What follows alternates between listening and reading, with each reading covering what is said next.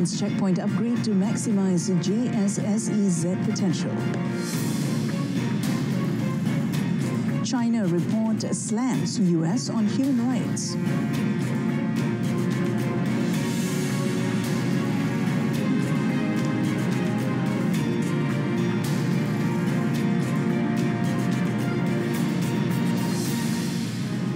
Good afternoon and Salam Malaysia Madani. This is World Today. I'm Mohana Priya. The redevelopment of Woodlands checkpoint to be expanded to 5 times its current size will improve cross-border connectivity and maximize the potential of the Johor-Singapore Special Economic Zone JSSEZ. Singapore Prime Minister Lawrence Wong in his National Day rally speech said the redevelopment will ensure more efficient and secure clearances, as well as shorter wait times and smoother traffic. The Woodlands checkpoint will be redeveloped and extended in phases over the next 10 to 15 years. We will redevelop the Woodlands checkpoint with acquired land around the old Woodlands town centre and the surrounding areas. And we will reclaim additional land. So we will have an expanded Woodlands checkpoint. It will be 5 times bigger. This extension, among others, will include new automated clearance facilities for cargo vehicles, arriving cars and arriving motorcycles. Wong also announced that Singapore will build flexible industrial spaces around the Johor Bahru Singapore Rapid Transit System, or RTS link, to support businesses seeking to take full advantage of the JSSEZ. The State Council Information Office of China has released a report on human rights violations in the U.S. last year. According to the document, U.S. politics is controlled by money, with partisan interests overriding voter rights. It also reports that last year, the number of homeless people in the U.S. hit a record high of more than 700,000 people, marking an 18.1% increase from 2023, and the public is angered by expensive healthcare and insurance systems. Frequent mass shootings and school shootings have also plagued the nation. In 2024, there were 503 mass shootings and 45 school shootings in the country. According to the report, more than 40,000 Americans were killed by gun violence, including over 1,400 children. The report also accuses U.S. support for Israel, saying the latest round of the Israel-Palestine conflict has caused over 100,000 deaths and injuries since October 2023 and displaced about 90% of Gaza's population. The report came after the U.S. Department of State this week released a report claiming human rights violations in other countries, including China. In a related development, South Africa's Department of International Relations and Cooperation has denounced the South Africa 2024 Human Rights Report issued by the U.S. as inaccurate and deeply flawed. It said the report fails to reflect the reality of the country's constitutional democracy.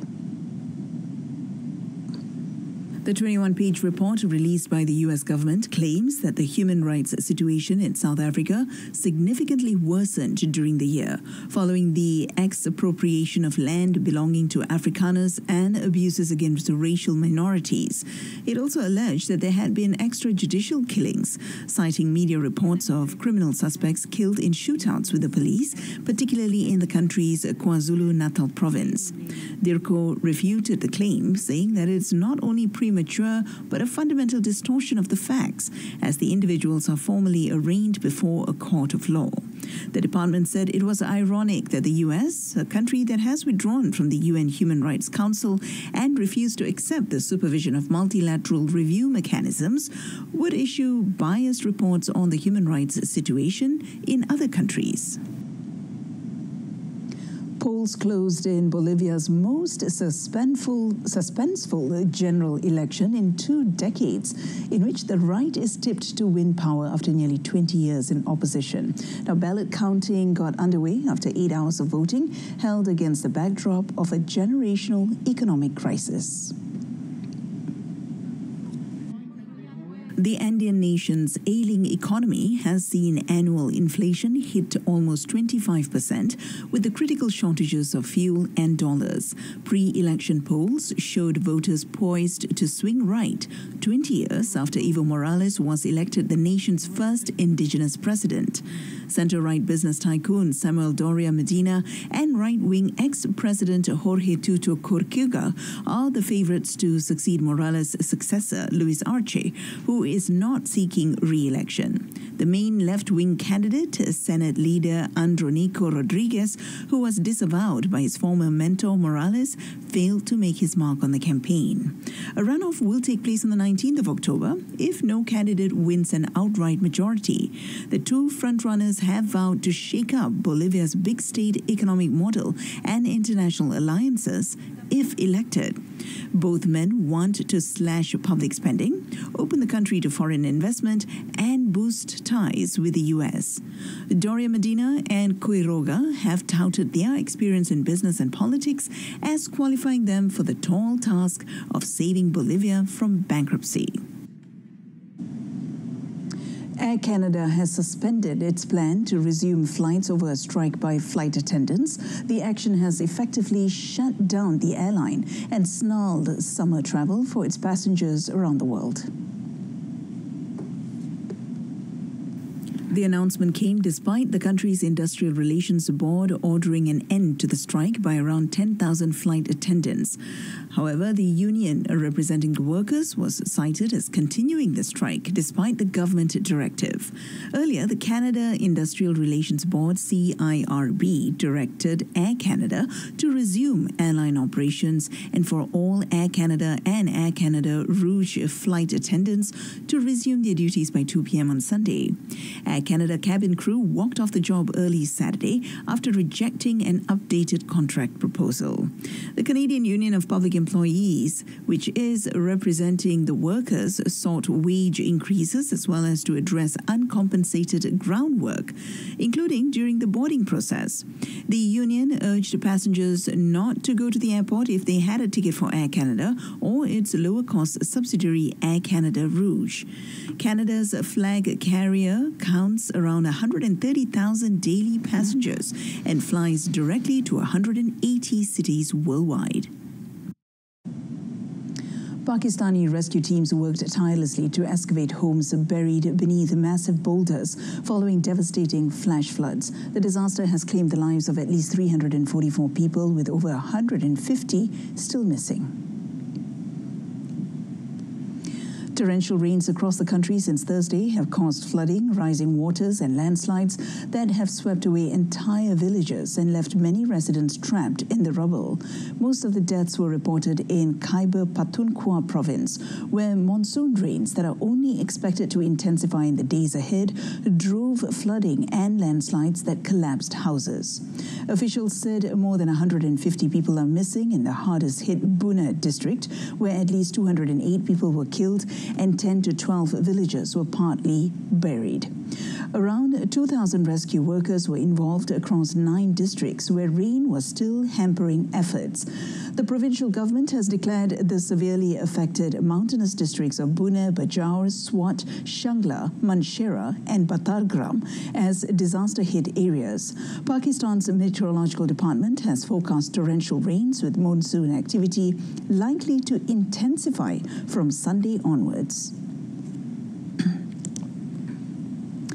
Now, at least 7 people were killed after a landslide in Indian-administered Kashmir. The latest incident in the region follows devastating floods and landslides that killed dozens on Friday. Gushing mudslides and floodwaters left houses partially submerged and debris littering roads. Jammu Divisional Commissioner Kumar said rescue operations were underway with some victims in need of medical attention being airlifted from the area. On Friday, rescuers used shovels and earth movers to search for survivors under boulders and debris a day after floods triggered by heavy rains killed at least 60 people and left 200 others missing. According to the Indian Meteorological Department, a cloud burst is a sudden, intense downpour of over 100 millimeters of rain in just 1 hour that can trigger sudden floods, landslides, and devastation, especially in mountainous regions during the monsoon. Spanish leader Pedro Sanchez has promised to implement a national pact to deal with the climate emergency as he visited a western region battling devastating wildfires. Spain is entering its third week of heat wave alerts, and firefighters are continuing to battle blazes in the northwest and west of the country, with army units deployed to help contain the flames. Prime Minister Sanchez, during a visit to Orense in the northwestern province of Galicia, said the government of Spain will work so that in September it can have the basis of the national pact to mitigate and adapt to the climate emergency. Pero creo que también tenemos que hacer una reflexión de fondo, una estrategia que anticipe una mejor respuesta, más garantista, más segura a nuestros conciudadanos ante el agravamiento y la aceleración de los efectos de la emergencia climática en nuestro país. Y eso exige un gran pacto de Estado. Un pacto de Estado por la emergencia climática que deje la emergencia climática fuera de la lucha partidista, fuera de las cuestiones ideológicas, que nos centremos en la evidencia científica y que actuemos en consecuencia. Somos un Estado. Sanchez said he wanted to do everything possible and even more to ensure that victims of the disaster can return to a normal life.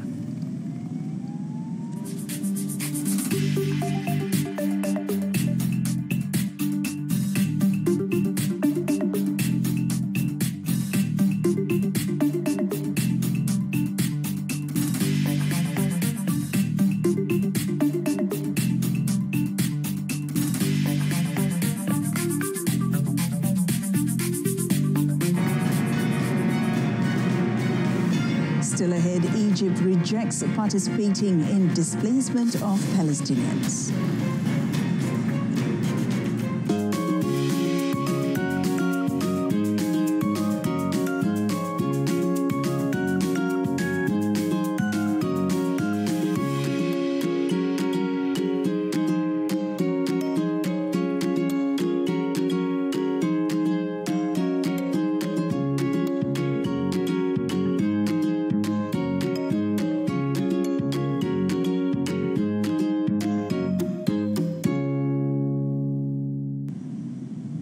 Welcome back.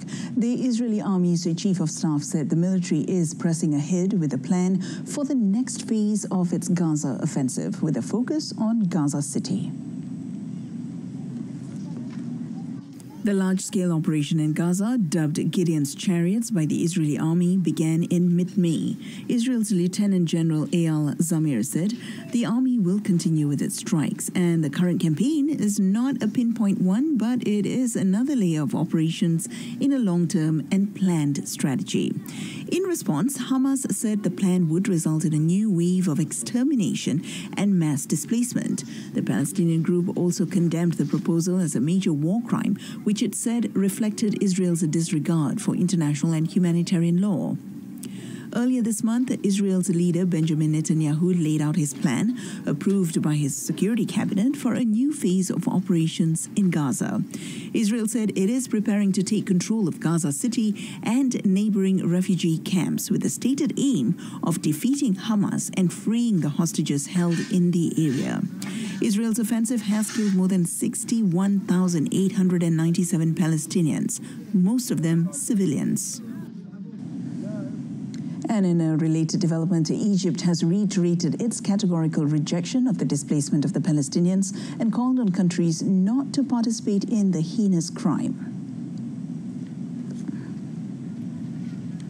The Egyptian Foreign Ministry has expressed deep concern over recent reports that Israel is holding consultations with certain countries about the possible relocation of Palestinians from the Gaza Strip to their territories. According to the ministry, such actions are viewed as part of a broader Israeli policy aimed at displacing Palestinians, taking control of their land, and undermining the Palestinian cause. Egypt reiterated its categorical rejection of any Israeli plans aimed at displacing the Palestinian people from their historic land, whether in the Gaza Strip or the West Bank. The rejection applies under any pretext, justification, or label. Cairo emphasized that the stance includes whether the displacement is forced or voluntary through policies of starvation, land confiscation, settlement, and making life impossible on Palestinian land. It urged all peace-loving nations to avoid involvement in this act, calling it a war crime, a form of ethnic cleansing, and a clear violation of international humanitarian law and the Geneva Conventions. It also warned that any party involved will bear historical, legal, and political responsibility with serious regional and international repercussions. Meanwhile, tens of thousands of demonstrators gathered in Tel Aviv to call for an end to the war in Gaza and the release of hostages, one of the largest demonstrations in Israel since the start of the fighting in October 2023. The rally was the culmination of a day of nationwide protests and a general strike to pressure the government to halt the military campaign. The demonstrators demanded a comprehensive and achievable agreement and an end to the war. They blocked traffic arteries, set tires on fire, and clashed with the police. According to the law enforcement, more than 30 protesters were arrested. The Hostage and Missing Families Forum, the initiator of the day of protest, estimated that about 500,000 people joined the demonstration in Tel Aviv. The group vowed that protesters would shut down the country with the goal of bringing back the hostages and ending the war. Steve Witkoff, Donald Trump's special envoy to Russia, said the U.S. and European countries could offer Article 5-like security guarantees for Ukraine outside of NATO as part of a peace deal with Russia. Russian President Vladimir Putin has ruled out Ukraine becoming a member of NATO. Article 5 of the alliance's charter is a mutual defense pact obliging allies to defend a member from attacks. Witkoff heralded the possible security guarantees as a major achievement from Trump's summit on Friday with Putin, which were widely seen as producing little movement in negotiations. It means that the United States is potentially prepared to be able to give Article 5 security guarantees, but not from NATO, directly from the United States and other European countries. That is big. I mean, really big. Witkoff claimed that Trump and Putin agreed to robust security guarantees for Ukraine during the high-stakes summit in Alaska, saying that Russia had agreed to unspecified concessions on 5 Ukrainian regions central to the fighting, particularly the eastern Donetsk province. And on a similar note, European Commission President Ursula von der Leyen said that peace must be achieved through strength, with strong security guarantees needed to protect Ukraine and Europe's security interests. She said Ukraine must be able to uphold its sovereignty and territorial integrity, stressing there should be no limits on its armed forces, including cooperation with or assistance from third countries.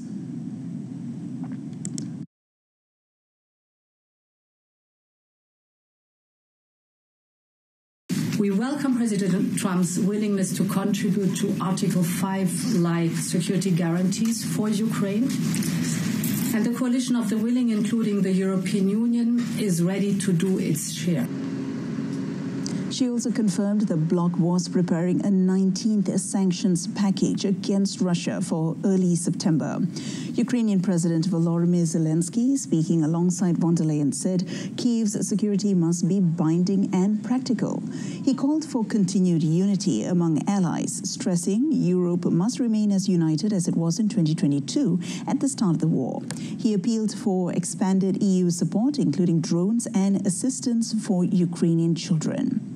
European leaders will join Zelensky in talks with U.S. President Donald Trump today as they try to find a way to end the conflict. Now, gunmen shot dead at least 7 people at a pool hall in the Ecuadorian city of Santo Domingo in the country's latest gruesome massacre amid soaring gang violence. Preliminary investigations indicated that the killings may be related to organized crime in the region. Purported security camera footage of the massacre circulating online showed several attackers wearing black masks open fire on 2 men standing at the entrance to the pool hall, sending pedestrians scrambling.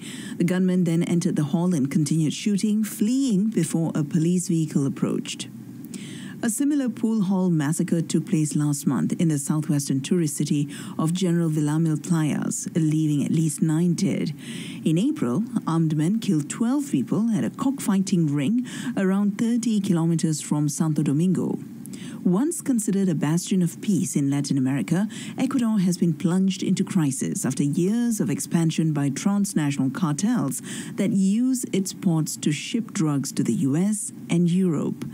Drug trafficking organizations have been multiplying in Ecuador, while the homicide rate rose from 6 per 100,000 residents in 2018 to 38 per 1,000 residents last year. According to official figures, between January and May, there were more than 4,051 homicides.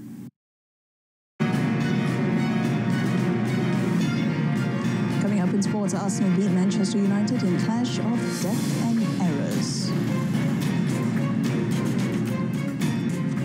Arsenal's Ricardo Calafiori headed home an early corner aided by a weak challenge from goalkeeper Altay Bayindir to earn a 1-0 victory at Manchester United in the Premier League, spoiling the hosts' season opener.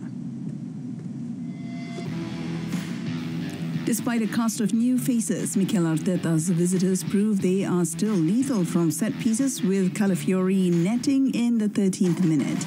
Arsenal's William Saliba backed into Turkish keeper Bayindir, who feebly batted the ball with one hand into the path of Italian Calafiori for an easy close-range header. United were otherwise the better team, with close season signings and Matheus Cunha, Brian Mbeumo missing good chances along with Patrick Dorgu. The home side had Arsenal pinned back for most of the second period and kept keeper David Raya busy, forcing him into a diving save to stop Mbeumo's powerful header. United had 22 shots to Arsenal's 9, including 7 on target and 62% of possession against a visiting side who looked nothing like a team that were runners-up the last 2 seasons. It was a frustrating day for United, with several players dropping to their knees at the final whistle, while the away fans sang their traditional 1-0 to the Arsenal song. And in another match, Chelsea survived an early scare when Crystal Palace had an Eberechi Eze goal controversially disallowed in a scrappy goalless draw. Chelsea, whose last competitive outing was winning the Club World Cup in the US last month, failed to stamp the authority on the game against the FA Cup holders despite more than 70% possession. Coach Enzo Maresca gave signings Joao Pedro and Jamie Gitton starts, but neither could make a breakthrough, and Chelsea managed only 3 shots on target out of 19 attempts. Talisman Cole Palmer looked out of sorts and was one of those guilty of wayward shots. The visitors looked to have taken the lead in the 13th minute, but the referee consulted the pitchside monitor and ruled Palace captain Mark Guehi, who shoved Moises Saido out of the way, was too close to Chelsea's defensive wall when Eze took a free kick on the edge of the area. It was a technical ruling, with the laws of the game stating that where 3 or more defending team players form a wall, the attackers must at least be 1 meter from that wall, and the referee spent some time explaining his decision to Guehi. Chelsea, who finished 4th last season and also won the Conference League, have been tipped to do better this season after strengthening their attacking lineup. Elsewhere, Paris Saint-Germain got their defense of the Ligue 1 title off to a winning start as Vitinha's deflected strike proved enough to earn the European champions a 1-0 victory away to Nantes. The Portuguese midfielder's effort midway through the second half beat goalkeeper Anthony Lopez with the aid of a wicked deflection of Nantes defender Chiodzi Awaziem to break the deadlock. PSG were made to work hard for their victory as coach Luis Enrique made 7 changes to his starting lineup following the UEFA Super Cup win on penalties against Tottenham Hotspur on Wednesday.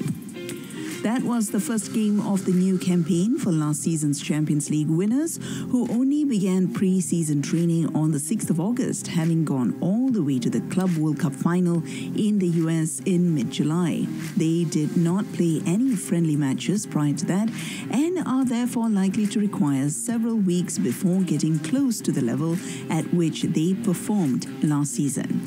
However, they still had enough against a hard-working but punchless Nantes side, playing a first competitive match under new Portuguese coach Luis Castro. 6-time MotoGP champion Marc Marquez marked the 1,000th Premier Class race in history by winning the Austrian Grand Prix for the first time in his career to take a mammoth 142-point lead over his brother Alex in the championship.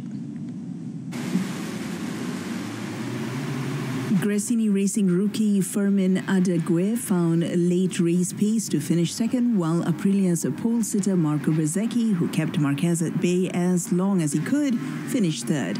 Alex Marquez finished 10th after serving a long lap penalty.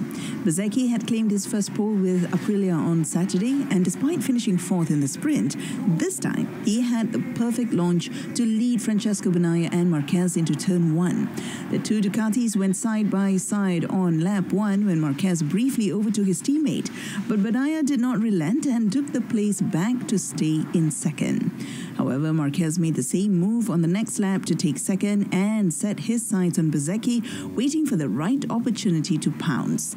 Marquez finally attacked on lap 19 and squeezed past the Aprilia, but Bezzecchi put his head down and took first place back from the Spaniard, eager to deny him a first victory at the Red Bull Ring.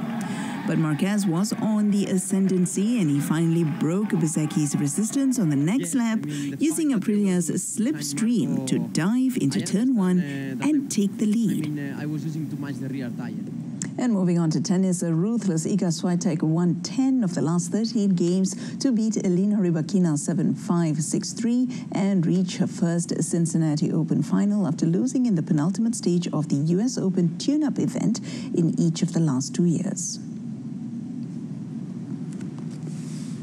Third seed Swiatek had her hands full in the early stages of the 98-minute match, but took advantage of a sudden dip in Rybakina's form to win 4 consecutive games and wrap up the first set before easing through to the second.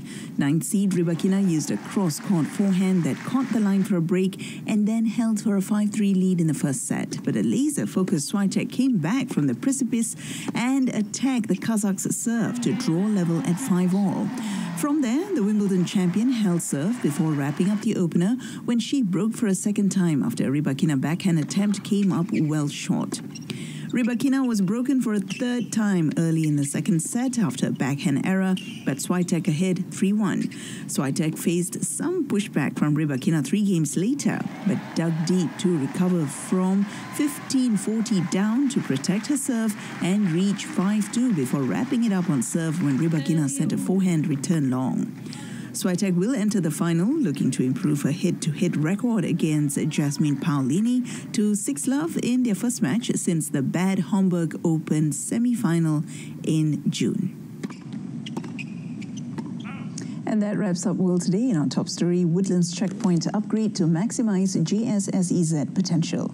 Tune in to Malaysia Tonight, coming up at 8:30 p.m. on TV1 and Saluran Berita RTM. Till then, I'm Mohanapriya, Malaysia Madani, Rakyat, Disantuni. Thank you for your company.